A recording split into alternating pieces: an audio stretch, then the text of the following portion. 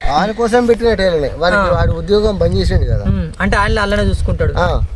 ఇగో నాన్న యూట్యూబ్ ఇష్టం వచ్చినప్పుడు ఏదైనా ఒక ఏదో ఒకటి చేసుకొని యూట్యూబ్లో పెట్టుకోండి, మిగతా షాప్ చూసుకోండి అని టేలర్ పెట్టించిన.